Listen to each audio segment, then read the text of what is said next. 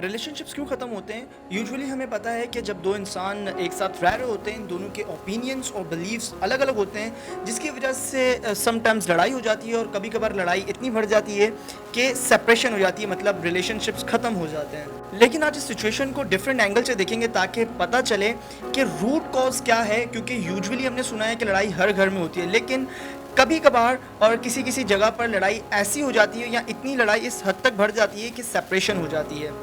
एक कपल जो काफ़ी टाइम से बहुत अच्छे से रह रहा था, लोग उन्हें देखकर ये बात करते थे कि इनसे हमें सीखना चाहिए, ये किस तरह अपने रिलेशन को हैंडल करते हैं और कितना अच्छा रिलेशन इनका चल रहा है। लेकिन कुछ टाइम बाद क्या हुआ कि उनके बीच में लड़ाइयाँ इतनी बढ़ गईं कि एट द एंड दोनों के बीच में डाइवोर्स हो गई। जब उस कपल से पूछा गया कि आपकी लड़ाई किस बात के ऊपर हुई, मतलब ऐसी क्या बात हुई जिसकी वजह से आप दोनों के बीच में डाइवोर्स हो गई, तो उन दोनों ने बहुत ही हैरानी से बताया कि जिस बात के ऊपर इतनी बड़ी लड़ाई हो गई, जो बात सेपरेशन का कॉज बनी, वो बहुत ही छोटी सी बात थी। हुआ क्या कि जब इस कपल के बीच में स्टार्ट के अंदर कोई बड़ी बात के ऊपर कोई बड़ी लड़ाई भी हुई, तो दोनों ने कुछ टाइम बाद, मतलब उस वक्त तो इन्हें गुस्सा आया, लेकिन जब वो नॉर्मल हुए तो दोनों ने पैचअप कर लिया। उन्हें लगा कि बात वहीं ख़त्म हो गई। इसी तरीके से दूसरी बार या तीसरी बार जब कभी भी लड़ाई होती तो दोनों पैचअप कर लेते, ये सोचते हुए कि बस बात ख़त्म हो गई। लेकिन वो बात वहाँ पर ख़त्म नहीं होती। जो उस बात से, जो उस लड़ाई की वजह से इमोशनल रिएक्शंस आते हैं, मतलब कि बहुत ज़्यादा गुस्सा आना,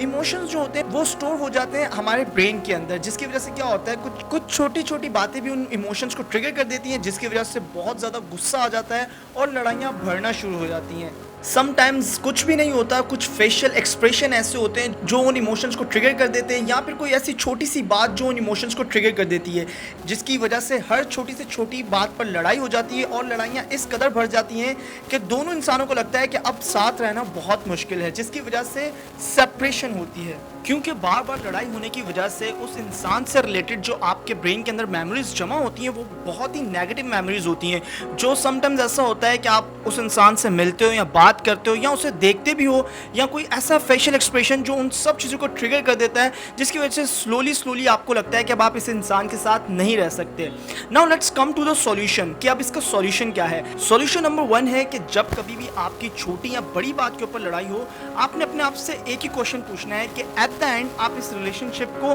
कैसा चाहते हो, उसके अकॉर्डिंग ही आप उस फाइट को हैंडल करो। सॉल्यूशन नंबर 2 है, आप जब भी अपने पार्टनर से मिलो या उससे देखो, तो आप इस तरीके से उससे बात करो कि आप फर्स्ट टाइम उससे मिले हो। आज आप फर्स्ट टाइम बात कर रहे हो उससे, और आज आपके पास चांस है अपने लिए पॉजिटिव मेमोरी क्रिएट करने का, और जितनी आप पॉजिटिव मेमोरीज क्रिएट करोगे, जमा करोगे अपने मेमोरी बैंक के अंदर, उतना ही आपका रिलेशन अच्छा होगा। पॉजिटिव मेमोरी क्यों क्रिएट करना ज़रूरी है? फॉर एग्जांपल कि अगर मैं आपको ऑप्शन दूं कि आपको क्वालिटी टाइम स्पेंड करने के लिए आपके पास ऑप्शन है कि आप अपने पार्टनर को चूज़ करो या फिर आप किसी और को चूज़ करो। बहुत ज़्यादा चांसेस हैं कि एक सिचुएशन ये है कि अगर आप अपने पार्टनर के साथ लॉयल हो तो मे बी आप किसी और के साथ टाइम स्पेंड करने से मना कर दोगे, लेकिन दूसरे सिनेरियो के अंदर डेफिनेटली आप किसी और को चूज़ करोगे टाइम स्पेंड करने के लिए, क्योंकि आपके ब्रेन में आपके पार्टनर से रिलेटेड बहुत ज़्यादा नेगेटिव मेमोरीज लड़ाइयाँ होने की वजह से जमा है। इसलिए आप चाहते हो कि आप अच्छा टाइम स्पेंड करो, इसलिए आप किसी और के साथ जाओगे।